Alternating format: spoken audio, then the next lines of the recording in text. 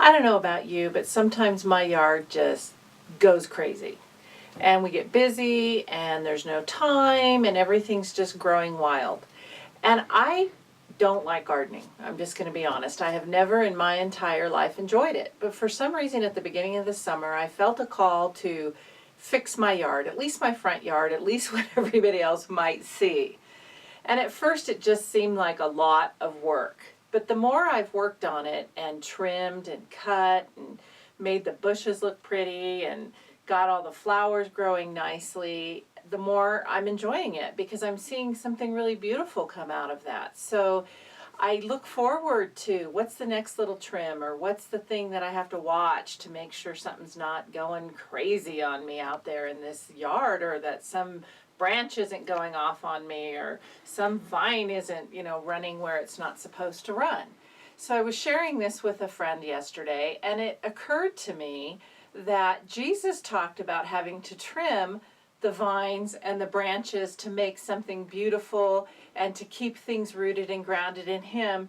And I realized that I just suddenly had a revelation about how patient God is with us, because it's taking so much patience and attention to keep these shrubs, these roses or whatever, growing really well. And it reminded me of chapter 15 in the book of John, where Jesus says, I'm the true vine, and my Father is the vine dresser. Every branch in me that does not bear fruit, he takes away. And every branch that bears fruit, he prunes it that it may bear more fruit. And I thought, rose bushes. If you cut the dead flowers off the rose bushes, they make more flowers. If you leave them there, you don't get more pretty flowers.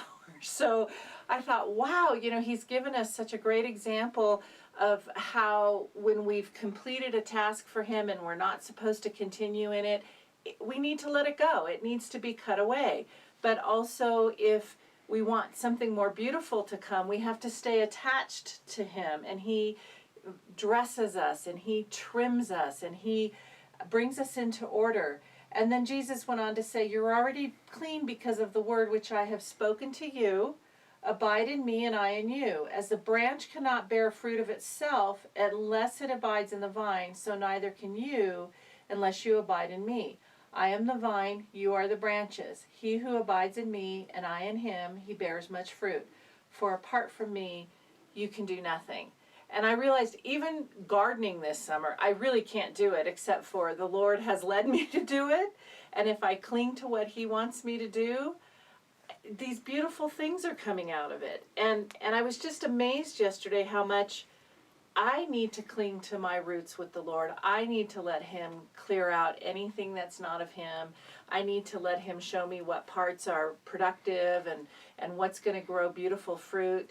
And I don't know if you feel the same way, but I just felt very led to share that he's there for us, and sometimes pruning takes a little work and a lot of attention, but God loves us so much that he doesn't care how long it takes. He doesn't care how much attention he has to give us.